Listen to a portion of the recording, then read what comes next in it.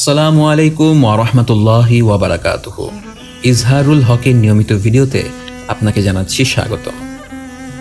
রমাদানের সওগাত সিরিজে আজকে আমরা আলোচনা করব পবিত্র ঈদুল ফিতরে মুমিনের করণীয় সংক্রান্ত আলোচনা।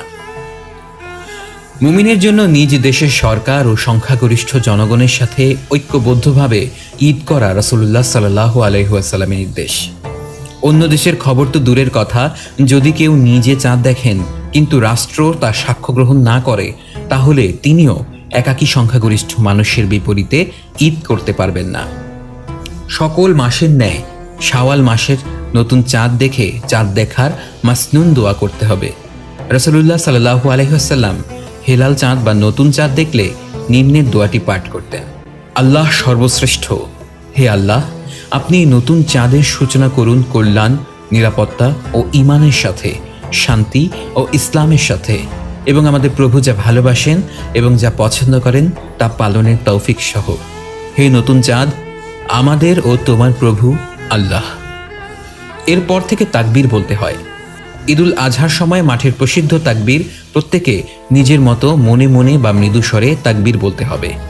সালাতুল ঈদ পর্যন্ত তাকবীর বলতে হয়। রমাদানের সিয়াম এর হুকুম দিয়ে আল্লাহ পাক বলেন: وَلِتُكْمِلُوا الْعِدَّةَ وَلِتُكَبِّرُوا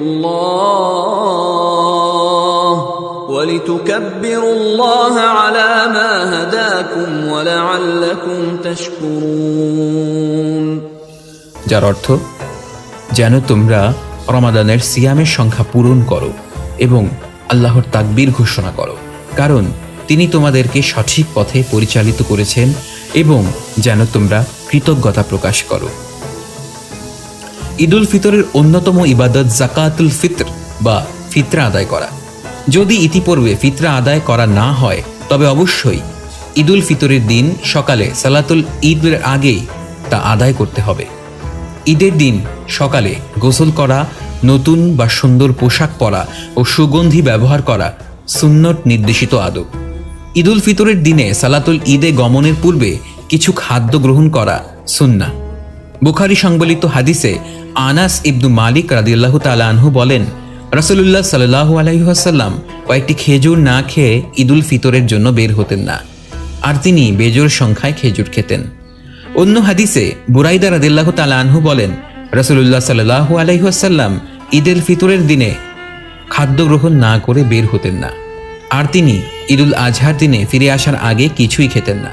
ফিরে এসে তার কোরবানির পশুর গোশত থেকে ভক্ষণ করতেন। সালাতুল ঈদের অন্যতম সুন্নত হল প্রশস্ত মাঠে তা আদায় করতে হবে।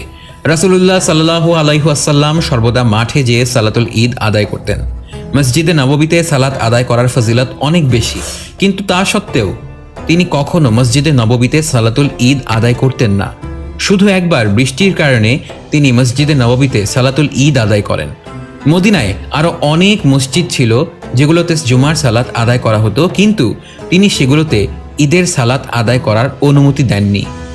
একই শহরে অনেক জুমা মসজিদ থাকলেও রাসূলুল্লাহ সাল্লাল্লাহু আলাইহি ওয়াসাল্লামের যুগে, সাহাবীগণের যুগে ও ইসলামের সোনালী যুগে সালাতুল ঈদ একাধিক স্থানে আদায় করার অনুমতি দেয়া হতো না। একই শহরে বা একই এলাকায় একাধিক স্থানে ঈদের সালাত আদায় করলে তা আদায় হবে কিনা সে বিষয়ে ফকিহগণের মধ্যে মতভেদ রয়েছে। আজকাল শহরগুলোতে বিশেষ করে প্রত্যেক মহল্লার মসজিদে ঈদের সালাত আদায় করা হয়। এই কাজটি ইসলামী চেতনার পরিপন্থী, সুন্নতের খেলাফ এবং মাকরুহ। ওজর ছাড়া মসজিদে সালাতুল ঈদ আদায় করা মাকরুহ বলে ফকিহগণ উল্লেখ করেছেন। সালাতুল ঈদ ইসলামী ভ্রাতৃত্ব, ঐক্য ও ভালোবাসার প্রতীক। এই সালাতে শহরের বা গ্রামের সকল মানুষ একটি বড় মাঠে একত্রিত হয়ে সালাত আদায় করবেন। সারা শহরের বা এলাকার সকলেই এক স্থানে সমবেত হবেন, দেখা সাক্ষাৎ, সালাম ও শুভেচ্ছা বিনিময় করবেন। সারা বছর যাদের সাথে সাক্ষাৎ হয় না, তাদের সাথেও এই উপলক্ষে সাক্ষাৎ হবে। ছোট বড় সকলেই আনন্দ ও প্রাণচাঞ্চল্যে উদ্বেলিত হবেন। আর এই সব উৎসব, আনন্দ ও প্রাণ চাঞ্চল্যের মূল কেন্দ্র হবে ঈদের মাঠ ও সালাতুল ঈদ আদায়। রাসূলুল্লাহ সাল্লাল্লাহু আলাইহি ওয়াসাল্লাম ও সাহাবীগণের যুগে ও মুসলিম উম্মার সোনালী দিনগুলোতে এই অবস্থা ছিল। আধুনিক সভ্যতার স্বার্থপর মানসিকতার প্রভাবিত হয়ে আমরা ঈদের এই তাৎপর্যটি হারিয়ে ফেলতে যাচ্ছি। এখন আমরা অন্যান্য 5 ওয়াক্ত সালাতের মতোই ঈদের সালাত আদায় করি। বিষয়টি অত্যন্ত দুঃখজনক। ঈদের মাঠে হেঁটে যাওয়া সুন্নাত।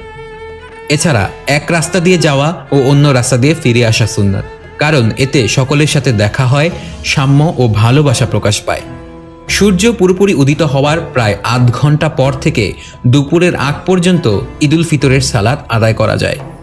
বিভিন্ন হাদিসের আলোকে আমরা বুঝতে পারি রাসূলুল্লাহ সাল্লাল্লাহু আলাইহি ওয়াসাল্লাম সূর্য উদিত হওয়ার ঘন্টা দেড়েকের মধ্যে ঈদুল ফিতরের এবং ঘণ্টাখানেকের মধ্যে ঈদুল আজহার সালাত আদায় করতেন।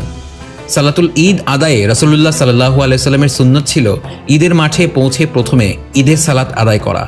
এরপর তিনি সমবেত মুসল্লিদের উদ্দেশ্যে খুতবা বা বক্তৃতা প্রদান করতেন। মহিলা মুসল্লিগণ যেহেতু মাঠের শেষ প্রান্তে বসতেন, এজন্য সাধারণ খুতবার পর তিনি মহিলা মুসল্লিদের কাছে গিয়ে পৃথকভাবে তাদেরকে কিছু নসিহত করতেন। এরপর তিনি ঈদের মাঠ ত্যাগ করতেন। বিভিন্ন হাদিসে ঈদের দিনে শরীরচর্চা ও বিনোদনের জন্য খেলাধুলা ও আনন্দে উৎসাহ দিয়েছেন রাসূলুল্লাহ সাল্লাল্লাহু আলাইহি ওয়াসাল্লাম। বর্তমানে শরীরচর্চামূলক খেলাধুলার স্থান দখল করে নিয়েছে অশ্লীল বিনোদন। সবচেয়ে ভয়ঙ্কর বিষয় হলো ঈদের দিনে এবং অন্যান্য সময়ে বিনোদনের নামে, খেলাধুলার নামে বেহায়াপনা, বেলাল্লাপনা ও অশ্লীলতা সমাজকে গ্রাস করেছে। ঈদ উপলক্ষে বেড়ানোর নামে আমাদের মেয়েরা অর্ধ উলঙ্গ হয়ে দেহ, পোশাক ও অলংকার প্রদর্শন করে বেড়ায়। মেয়েদের জন্য বাইরে বেরোতে পুরো দেহ আবৃত করা আল্লাহ কোরআনে ফরজ করেছেন। একজন মহিলার জন্য মাথা, চুল, কান, ঘাড়, গলা বা দেহের যে কোনো অংশ অনাবৃত করে বাইরে যাওয়ার অর্থ প্রতি মুহূর্তে ব্যভিচারের মতো একটি কঠিন কবিরা গুনাহে লিপ্ত হওয়া। এরূপ মহিলাকে আল্লাহর পক্ষ থেকে অভিশাপ দেওয়া হয় বলে হাদিসে বলা হয়েছে। ঈদের দিনে যারা এভাবে বের হয় তাদের অনেকেই রমজানে কষ্ট করে রোজা রেখেছে।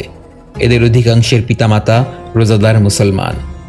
কিভাবে তারা এরূপ ভয়ঙ্কর পাপে লিপ্ত হন তা আমরা বুঝতে পারি না। আমরা যদি সত্যি আল্লাহকে ভয় করি এবং আল্লাহর গজব থেকে বাঁচতে চাই, তাহলে আমাদের সন্তানদেরকে এরূপ পাপ থেকে বাঁচতে হবে। আল্লাহ আমাদের সকলকে বোঝার এবং আমল করার তৌফিক দান করুন। ওয়ামা তৌফিকি ইল্লা বিল্লাহ। আসসালামু আলাইকুম ওয়া রাহমাতুল্লাহি ওয়া বারাকাতুহু।